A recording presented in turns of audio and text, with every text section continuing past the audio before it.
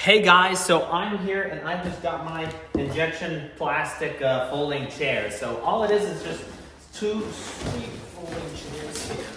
And so I'll show you guys. I mean, these will be easy to set up, so I'm excited. And this is the box it came in, so it was pretty thin and fine, so you don't need to worry really about it being a lot of space.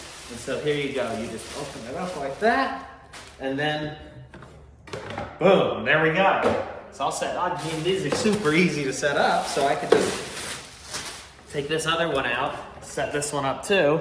I'll point this down a little bit so you guys can see. I mean, they look nice. I like these on it. Also, it feels pretty firm. It's got some metal down here too. But, so you just do that. It's super easy. You can just, ooh, they're super light too. It's really light.